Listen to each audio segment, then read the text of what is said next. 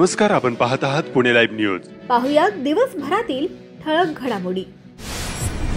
कडूस तालुका खेड येथील बाजारपेठेत हार फूल विक्रेत्या ज्येष्ठ महिला कौसल्या सीताराम नेहरे वय वर्षे 75 यांना गुंगीचे औषध देऊन तब्बल 1,86,000 किमतीचे 2 तोळ्याचे गळ्यातले लंपास केल्याची घटना घडली।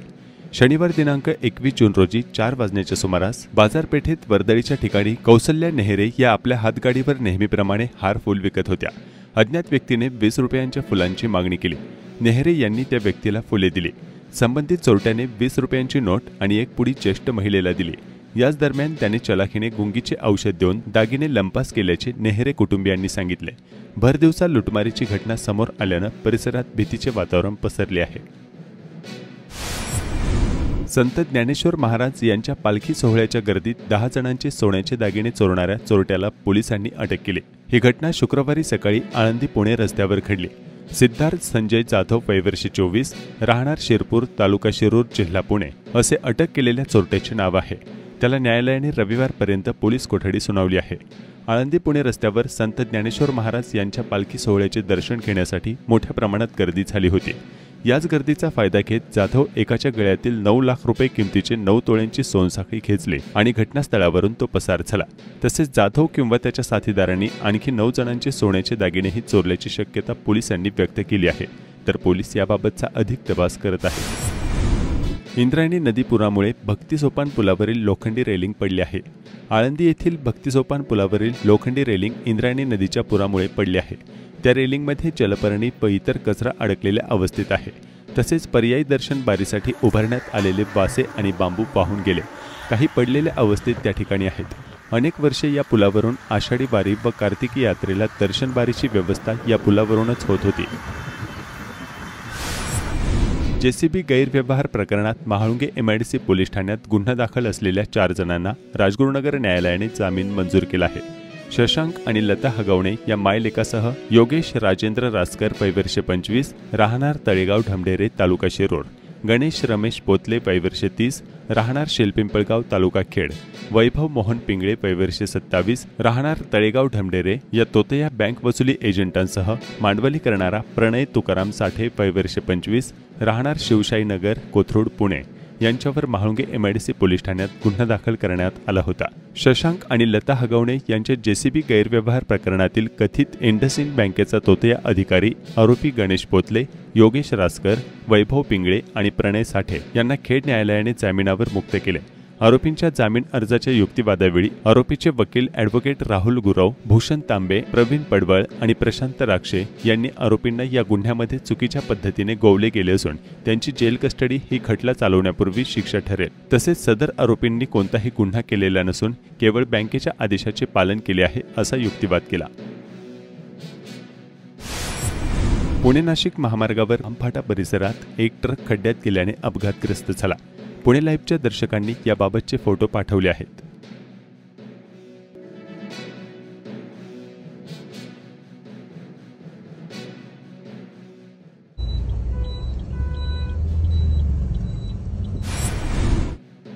चाकणमधील सर्वच रस्ते शनिवारी 21 जून रोजी ओसंडून वाहत होते। पुणे नाशिक महामार्ग व चाकण आंबेठाण रस्त्यावर दिवसभर वाहनांच्या रांगा लागल्या होत्या। चाकण शिक्रापूर रस्त्यावर ठिकठिकाणी वाहने बंद पडल्याने या रस्त्यावर देखील वाहनांच्या मोठ्या प्रमाणावर रांगा लागल्याचे नागरिकांनी कळवले आहे।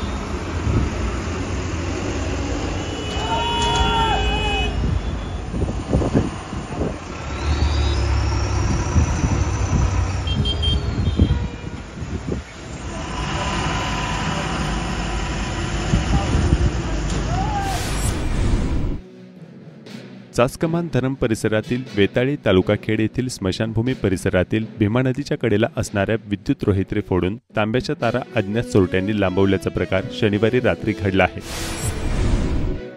खरपुडी खुर्द येथील जय मल्हार विविध कार्यकारी सोसायटीच्या चेअरमनपदी माणिकराव काळे तसेच व्हाईस चेअरमनपदी मनोज खंडागळे यांची बहुमताने निवड करण्यात आली। मांजरेवाडी पिंपळ तालुका खेड येथील जिल्हा परिषद शाळेच्या शालेय समितीच्या अध्यक्षपदी आकाश लालासव मांजरे व उपाध्यक्षपदी प्रणाली विजय गरुड यांची निवड करण्यात आली। वाकी खुर्द तालुका खेड येथील दत्तात्रय केरुजी जाधव व अंकुश केरुजी जाधव यांच्या स्मरणार्थ वाकी खुर्द गावासाठी स्वर्गरथ देण्यात आला असल्याची माहिती दीपक अंकुश जाधव यांनी दिली। चाकण परिसरात अनेक ठिकाणी पावसाचे पाणी निघून जाण्यास वाटच नसल्याने पाणी तुंबून राहत असल्याच्या स्थानिक नागरिकांच्या तक्रारी आहेत. विकासकांनी इमारती उभारल्या मात्र नैसर्गिक स्रोत केल्याने अशी स्थिती निर्माण झाल्याचे चाकणमधील सामाजिक कार्यकर्ते अतुल गोरे यांनी सांगितले. पाईट परिसरातील गबारवाडी पापडवाडी येथे पाईट परिसरातील शेतकऱ्यांना सेंद्रिय शेती व नैसर्गिक खत या संदर्भात मार्गदर्शन शिबिराचे आयोजन करण्यात आले होते. चिंचबाईवाडी येथील जिल्हा परिषद प्राथमिक शाळेतील विद्यार्थ्यांना शालेय शिक्षण साहित्याचे वाटप करण्यात आले. यावेळी खेड तालुक्याचे आमदार बाबाजी काळे, सभापती विजयसिंह शिंदे पाटील, सरपंच संतोष गारडी यांच्यासह ग्रामस्थ उपस्थित होते. राजगुरुनगर भीमाशंकर नवीन राष्ट्रीय महामार्ग यामध्ये कमान बस स्थानक ते देवफाटा कमान या बाह्यवळण रस्त्याला शेतकऱ्यांनी विरोध दर्शवलाय. त्यापूर्वीच्या रस्ता शेजारून रस्ता गेला तर शेतकरी भूमिहीन होणार नाहीत अशी शेतकऱ्यांची भूमिका आहे. नव्यानं होत असलेल्या या महामार्गाला विरोध नाही, पण शेतीच्या मध्यभागातून रस्ता नेण्याऐवजी त्याच शेतकऱ्यांच्या शेतातून एका बाजूने पूर्वीच्या रस्त्यावरूनच रस्ता जावा अशी मागणी निवेदनाद्वारे शेतकऱ्यांनी खेडच्या उपविभागीय अधिकारी यांना दिली आहे. पुणे लाईव्ह न्यूज नेटवर्कने रोहकल तालुका खेड येथील आदिवासी आणि 5000 वृक्ष जमीनबाबत बातमी 15 जून 2025 रोजी प्रदर्शित केली होती आणि यावर खेडचे प्रांत यांनी येथील गायरण जागेवर वास्तव्य करणाऱ्या ठाकर समाजातील 21 पात्र लाभार्थ्यांना प्रधानमंत्री आवास योजनेअंतर्गत दिनांक 16 जून 2025 रोजी आदेश काढून 10 गुंठे जमीन दिली. यास आदिवासी बांधवांनी विरोध केला. त्यावर घरकुल बांधण्यासाठी 30 गुंठे जागा देण्याचा लेखी आदेश खेड प्रांताधिकारी अनिल दौंडे यांनी दिले. रोहकल येथील गायरान जमीन पुणे म्हाडाला देण्याचा विषय समोर आल्यानंतर या जागेवर 100 वर्षांपासून 100 ते 150 ठाकर कुटुंबे वास्तव्यास असल्याचा विषय जिल्हाधिकारी जितेंद्र डुडी यांच्या समोर आल्यानंतर त्यांनी प्रांताधिकारी यांना सूचना देऊन या ठाकर समाजाच्या जागेच्या मागणीचा प्रस्ताव मंजूर करण्यास सांगितलं. मात्र सर्व जमीन जैसे थेस ठेवावी या भूमिकेवर आदिवासी समाज आणि तेथील गावकरी लोक ठाम असल्याचं दिसून येत आहे. खेड कृषी उत्पन्न बाजार समितीच्या चाकण येथील महात्मा फुले मार्केट यार्डमध्ये शनिवारी 21 जून रोजी कांद्याची एकूण आवक 1500 क्विंटल झाली, तर गेल्या आठवड्याच्या तुलनेत ही आवक 1000 क्विंटलने घटल्याचं कांद्याच्या भावात 200 रुपयांची वाढ झाली. कांद्याचा कमाल भाव आता 1800 रुपयांवरून 2000 रुपयांवर पोहोचला आहे. योग ही आमची परंपरा, संस्कृती, आनंददायी जीवनाची गुरुकिल्ली आहे. ही चिकित्सा पद्धती आहे. भक्ती आणि योगाच्या माध्यमातून आरोग्यदायी स्वस्थ समाजाची निर्मिती व्हावी असा प्रयत्न सर्व मिळून करूया असे आवाहन मुख्यमंत्री देवेंद्र फडणवीस यांनी केले. जागतिक योग दिनाच्या निमित्ताने सावित्रीबाई फुले पुणे विद्यापीठ, श्री संत ज्ञानेश्वर महाराज संस्थान आळंदी आणि श्री संत तुकाराम महाराज संस्थान देहू यांच्या संयुक्त विद्यमाने आयोजित वारकरी भक्ती योग कार्यक्रमात ते बोलत होते. पिंपरी चिंचवड महापालिका सुधारित विकास आराखड्यामध्ये प्रस्तावित केलेल्या मोशी व तीर्थक्षेत्र आळंदीच्या परिसरातील कत्तलखान्याचे आरक्षण रद्द करण्यात येईल. वारकरी भूमिपुत्र आणि शेतकऱ्यांच्या श्रद्धेच्या बाबतीत कोणतीही तडजोड केली जाणार नाही अशी घोषणा राज्याचे मुख्यमंत्री देवेंद्र फडणवीस यांनी केली. संत श्रेष्ठ ज्ञानेश्वर महाराज आणि जगद्गुरू संत तुकाराम महाराज यांचा आषाढी वारी पायी पालखी सोहळा पुण्यात दाखल झालाय. या ठिकाणी मुख्यमंत्री फडणवीस यांनी पालखीचे दर्शन घेतले आणि वारकऱ्यांशी संवाद साधला. पुण्यामध्ये माध्यमांशी बोलताना देवेंद्र फडणवीस म्हणाले, जो काही विकास आराखडा आहे त्या विकास आराखड्यामध्ये मोशी आळंदी येथे कत्तलखान्याचे आरक्षण दाखवण्यात आले आहे. मात्र कुठल्याही परिस्थितीमध्ये कत्तलखाना होऊ दिला जाणार नाही. त्याबाबतचे आरक्षण वगळण्याचे आदेश मी दिले आहेत. वारकऱ्यांना आणि वारकरी नेत्यांना सांगू इच्छितो, कोणत्याही परिस्थितीत कत्तलखाना होणार नाही. आळंदीमध्ये अशा प्रकारचा कत्तलखाना करू दिला जाणार नाही. 5 कोटी रुपये खर्चाच्या नवीन पंचायत समितीच्या इमारतीच्या बांधकामाचा दर्जा निकृष्ट आहे.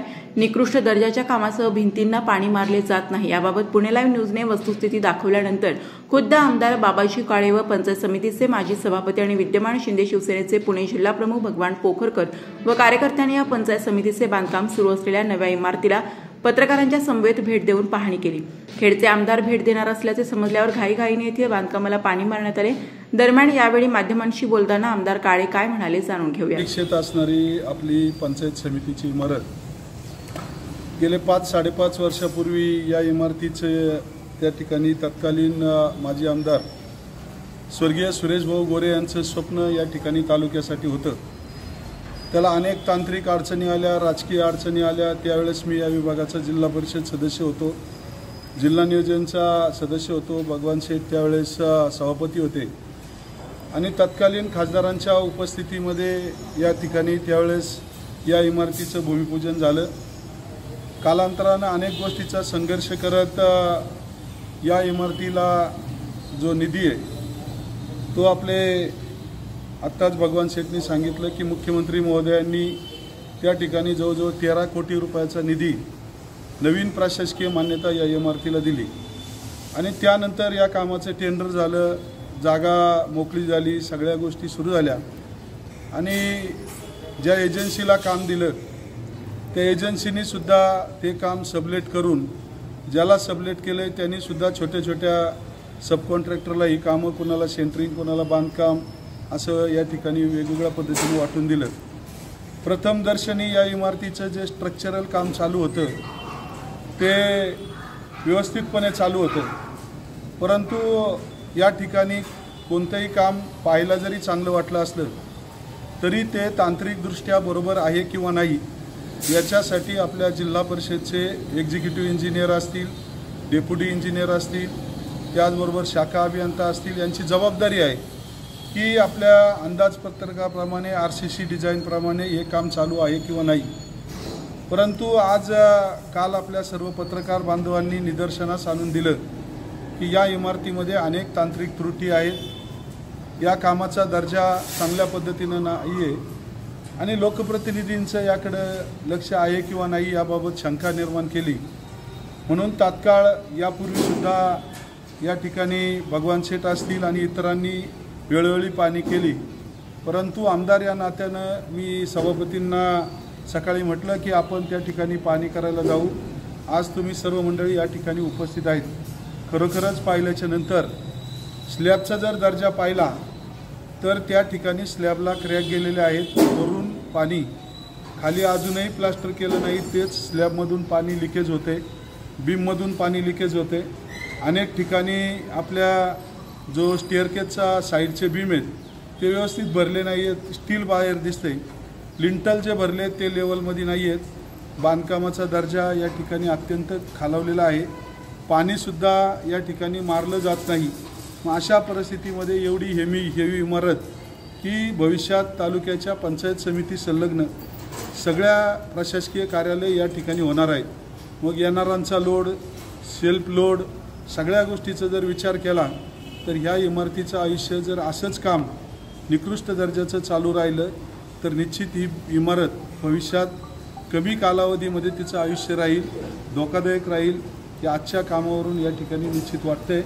मला संबंधित ज्यांच्या नावावर साठे म्हणून एजन्सी आहे त्यांनाही आता आपण फोन केला, सब कॉन्ट्रॅक्टर त्यांनाही फोन केला, परंतु त्यांचं कोणत्याही स्वरूपाचं लक्ष या ठिकाणी नाही आहे आणि मग या लोकांना कामाचा दर्जा न तपासता कशा पद्धतीनं बिलं दिली गेली याबाबत या ठिकाणी डेप्युटी इंजिनियर, शाखा अभियंता आणि कार्यकारी अभियंता यांना विचारणा करणार आहोत। जर खऱ्या अर्थानं याच्यात काही त्रुटी निश्चितच आहेत, परंतु त्यांचं म्हणणं आहे की आपण याचं पुन्हा एजन्सीमार्फत, क्वालिटी कंट्रोलमार्फत आपण जे जे काही चुकीचं वाटतंय त्याची आपण पाहणी करू, परंतु पाहणी करण्यापेक्षा डोळ्याला दिसणाऱ्या गोष्टी जर इतक्या सरळ असतील तर पाहणी कशासाठी, फक्त आपल्याला त्याच्यातून बाजूला निघण्यासाठी जर करायचे असेल तर अधिकाऱ्यांचं म्हणणं हे साफ चुकीचं आहे। कॉन्ट्रॅक्टरच्या या चुकीच्या धोरणामुळं जर अधिकाऱ्यांनाही अडचणीत यायचं असेल आणि या तालुक्याचं ही भव्यदिव्य अशी इमारत ही निश्चित चांगली व्हावी हे आमचंही स्वप्न आहे आणि त्यामुळं इथून पुढं कामाचा दर्जा तर निश्चित सुधारला पाहिजे, परंतु आत्तापर्यंत ज्या कामामध्ये क्वालिटी खराब झालेली आहे त्या कामाची सुधारणा कशा पद्धतीनं कॉन्ट्रॅक्टर करून देईल हे आम्हाला त्यांनी सांगावं आणि तशा पद्धतीनं काम करून घ्यावं। अन्यथा जर अधिकारी ऐकले नाही आणि कॉन्ट्रॅक्टरही ऐकलं नाही तर सभापती म्हटल्यानुसार काम बंद ठेवणे ही आमची इच्छा नाही, कारण काम तर लवकर झालं पाहिजे, कारण सर्व कार्यालय या ठिकाणी एकत्र आणायची आहेत। समोरची इमारत आपल्याला त्या ठिकाणी नवीन प्रशासकीय इमारत मंजूर आहे, तिलासुद्धा वाढीव निधी लागणार आहे। मागच्या अधिवेशनात आपण त्याला अधिकचा निधी मागितलेला आहे, इथून पुढचा सुद्धा निधी त्या ठिकाणी, त्यामुळं त्या इमारतीचं कामकाजसुद्धा पुढं सुरू करायचं आहे आपल्याला, त्यामुळं ही इमारत वेगात होणं गरजेचं आहे। या सर्व गोष्टी आत्ता सांगितल्यानुसार खेड तालुका पंचायत समितीच्या प्रशासकीय इमारतीच्या बांधकामाची पाहणी करत असताना या ठिकाणी बऱ्याच तक्रारी उपलब्ध झाल्या विशेष करून पत्रकार बांधवांनी या ठिकाणी येऊन पाहणी केली. निश्चितपणाने त्यांचं आभार मानावं तेवढं थोडं आहेत. कारण या ठिकाणी कुणीतरी जागरूक म्हणून प्रशासनाला जाग आणण्यासाठी या ठिकाणी तुम्ही येऊन बघितलं आणि या कामाची पाहणी करण्यासाठी खेड तालुक्याचे आमदार बाबाजी शेठ काळे असतील, तालुका प्रमुख आमचे निलेश पवार असतील किंवा या ठिकाणी आमचे मलके पाटील असतील, या ठिकाणी येऊन आम्ही पाहणी केली. आमच्यासोबत पंचायत समितीचे अधिकारी या ठिकाणी उपस्थित आहेत, कॉन्ट्रॅक्टरचे सुद्धा आहेत. त्यांच्या सभेत येऊन आम्ही या ठिकाणी बघितले कामाचा जो दर्जा आहे तो कुठंतरी खालवलेला दिसतोय, निकृष्ट दर्जा दिसतोय. कारण ही इमारत करताना कुठंतरी संघर्षातून इमारत झालेली आहे. पहिली इमारत करत असताना ती कुठंतरी राजकीयवादातून ती रद्द केली होती. पण महाराष्ट्राचे मुख्यमंत्री एकनाथ शिंदे साहेब यांच्या प्रयत्नातून या ठिकाणी आमदार स्वर्गीय सुरेशभाऊ गोरे यांचं स्वप्न साकार करण्यासाठी ही इमारत निश्चितपणे चांगल्या खेड तालुक्यामध्ये जसं नाव एकंदरीत कुठंतरी नावाजलेली इमारत म्हणून ही कुठंतरी बघावं लागेल. ह्या इमारतीचं काम करत असताना संबंधित कॉन्ट्रॅक्टर असेल, संबंधित एजन्सी असेल किंवा प्रशासकांमध्ये डेप्युटी इंजिनियर असेल, इंजिनियर शाखा अभियंता असेल, यांनी या इमारतीकडे बघून चांगल्या प्रकारचं काम झालं पाहिजे या ठिकाणी आवर्जून सांगावं लागेल. कारण याची तक्रार आत्ताच बाबाजी शेठ काळे साहेबांनी सांगितलं की याची जर काम जर व्यवस्थित सुधारलं नाही किंवा सांगून जर काय ऐकलं नाही तर याची भविष्यामध्ये लक्षवेधी सुद्धा करण्याचं त्यांनी या ठिकाणी सांगितलं आहे.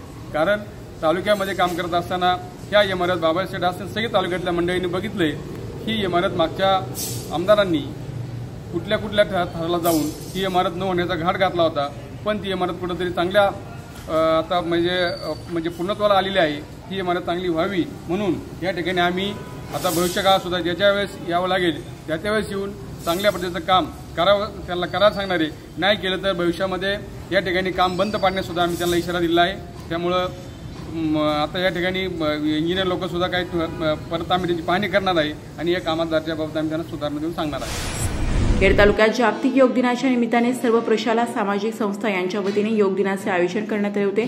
आळंदीतील श्री ज्ञानेश्वर विद्यालयात आंतरराष्ट्रीय योग दिवस उत्साहात साजरा करण्यात आला. राजगुरुनगर येथील ढुम्या डोंगरावर योग दिनाला विविध उपक्रम राबवण्यात आले. हुतात्मा राजगुरू महाविद्यालय व साहेबरावजी बुट्टे पाटील महाविद्यालयात क्रीडा विभाग, राष्ट्रीय छात्र सेना, राष्ट्रीय सेवा योजना यांच्या वतीने आंतरराष्ट्रीय योग दिनाचे औचित्य साधून योग प्रात्यक्षिकांचे आयोजन करण्यात आले. राजगुरुनगरमधील रत्नाई महाविद्यालयात आंतरराष्ट्रीय योग दिन साजरा करण्यात आला.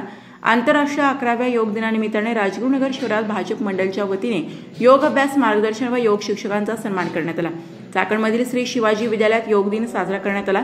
चाकण ग्रामीण रुग्णालय व नाणेकरवाडी येथील संत भारती ग्रंथालय यांच्या संयुक्त विद्यमाने जागतिक योग दिन उत्साहात साजरा करण्यात आला. यावेळी ग्रामीण रुग्णालयाचे वैद्यकीय अधीक्षक doctor Sachin Kamble, doctor Ashwini Chindhe, doctor Pranjal Bhosale, Hanumant Devkar आदी उपस्थित होते. तालुक्यातील योग दिनाच्या उपक्रमांवर थोडक्यात नजर टाकूया.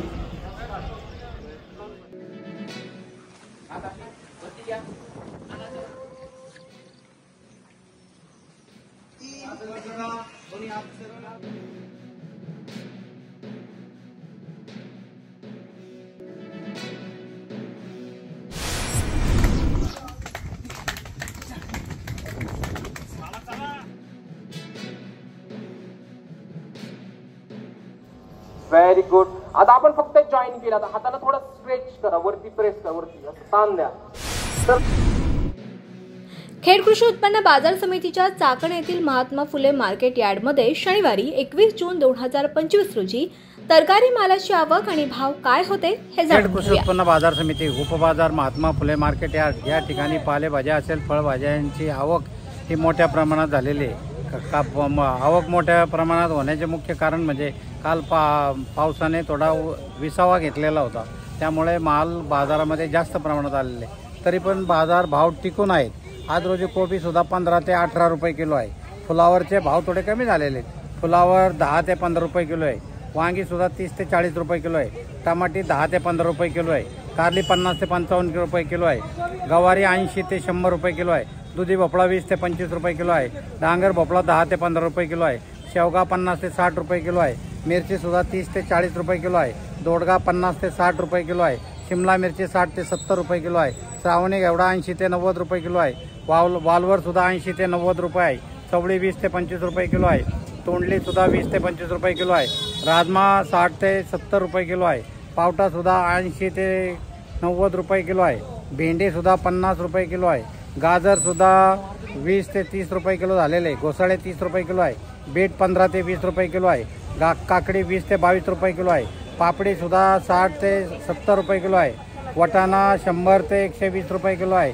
फळभाज्यांची अशी स्थिती आहे. त्याचप्रमाणे पालेभाज्या असेल, पालेभाज्यामध्ये कोथिंबीर 2 ते 3 रुपयाला गड्डी आहे. त्याचप्रमाणे मेथी असेल, मेथी 20 ते 25 रुपयाला गड्डी आहे. त्याचप्रमाणे शापू 7 ते 8 रुपयाला गड्डी आहे. त्याचप्रमाणे पालक असेल, पालकसुद्धा 7 ते 8 रुपयाला गड्डी आहे. सर्वसाधारण बाजारामध्ये अशी स्थिती आहे. धन्यवाद. आपण पाहत होतात पुणे लाईव्ह न्यूज. भेटूयात उद्याच्या बातमीपत्रात.